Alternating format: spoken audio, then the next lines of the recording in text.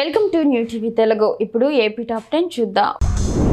ప్రధాని నరేంద్ర మోదీ పుట్టినరోజు సందర్భంగా ఆంధ్రప్రదేశ్ ఉప ముఖ్యమంత్రి పవన్ కళ్యాణ్ ప్రత్యేక శుభాకాంక్షలు తెలిపారు. సోషల్ మీడియా వేదికగా పవన్ మాట్లాడుతూ ఓ స్పెషల్ వీడియోని రిలీజ్ చేశారు. దేశం కోసం నిరంతరం కృషి చేస్తున్న మీకు జన్మదిన శుభాకాంక్షలు. ఆరోగ్యంగా దీర్ఘాయుష్తో ఉండి దేశాన్ని మరింత అభివృద్ధి పదంలో నడిపించాలని కోరుకుంటున్నారు అని ఆ వీడియోలో పేర్కొన్నారు. స్పీకర్ అయ్యన్న పాత్రుడు ఎమ్మెల్యేలపై మరోసారి షాకింగ్ కామెంట్స్ చేశారు. పనిచేయని ఎమ్మెల్యేలకు జీతాలు ఎందుకని ప్రశ్నించారు. పనిచేయని ఎమ్మెల్యేలపై చర్యలు తీసుకోవాలని, అసెంబ్లీకి రాని ఎమ్మెల్యేలకు జీతాలు ఎందుకు ఇవ్వాలంటూ ప్రశ్నించారు. ఎమ్మెల్యేలకు కొమ్ములు ఉంటాయంటూ ఘాటు వ్యాఖ్యలు చేశారు. అయితే 2 రోజుల క్రితం కొంతమంది అసెంబ్లీకి రాకుండా జీతాలు తీసుకుంటున్నారని మాట్లాడిన సంగతి తెలిసిందే. అచ్యుతాపురం ఏపీఐఐసి కార్యాలయంలో ఎమ్మెల్యే సుందరపు విజయ్ కుమార్ అభివృద్ధి పనులపై సమీక్ష నిర్వహించారు. నిర్మాణంలో ఉన్న పనులను వేగవంతం చేసి సకాలంలో పూర్తి చేయాలని ఆయన ఆదేశించారు. వర్షాలు పడుతున్న నేపథ్యంలో సీజనల్ వ్యాధులు వ్యాప్తి చెందకుండా జాగ్రత్తలు తీసుకోవాలని, రహదారి విస్తరణ పనులపై ప్రత్యేక శ్రద్ధ తీసుకోవాలని సూచించారు. పశ్చిమ గోదావరి జిల్లా ఏలూరులో మెడికల్ కాలేజీని త్వరలోనే ప్రారంభిస్తామని ఎమ్మెల్యే బడేటి చంటి పేర్కొన్నారు. వైసీపీ వారు అడ్డంకులు సృష్టించిన చంద్రబాబు నాయుడు ఈ కాలేజీని స్థాపించారని ఆయన అన్నారు.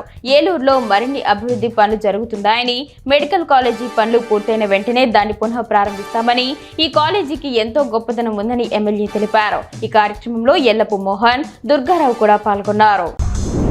ప్రధాని మోదీ పుట్టినరోజు సందర్భంగా ఆయనకు నటుడు నాగార్జున శుభాకాంక్షలు తెలియజేశారు.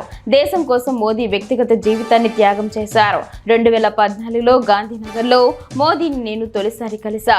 మా ఫ్యామిలీ ఫ్రెండ్స్ మిమ్మల్ని మైసూర్లో మీట్ అయ్యారు. వాళ్ళు మీ గురించి చాలా చెప్పారు.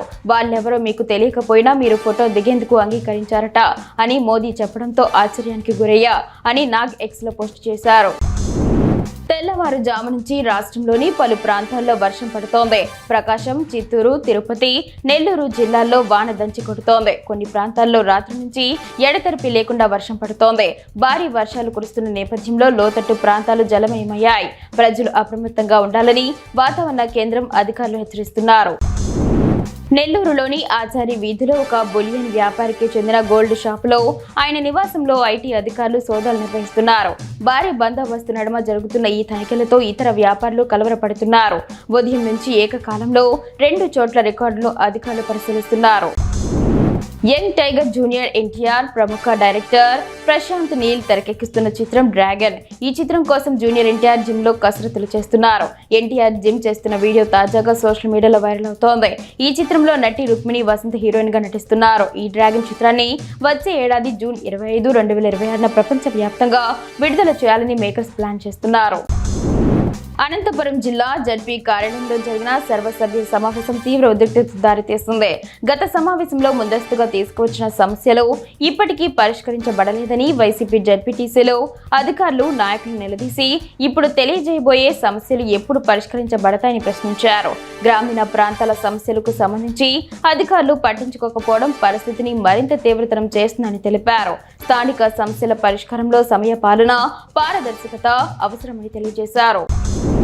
తిరుమలలో భక్తుల రద్దీ ముమ్మరంగా కొనసాగుతోంది. స్వామివారి సర్వ దర్శనం కోసం క్యూలైన్ సాగుతోంది. టోకెన్లు లేని భక్తులకు దర్శనానికి 18 నుంచి 24 గంటలు పడుతుందని టీటీడీ తెలిపింది. 23,856 మంది తల్లినాలు సమర్పించగా హుండీ ద్వారా 3.87 కోట్ల రూపాయలు ఆదాయం వచ్చిందని అధికారులు వెల్లడించారు.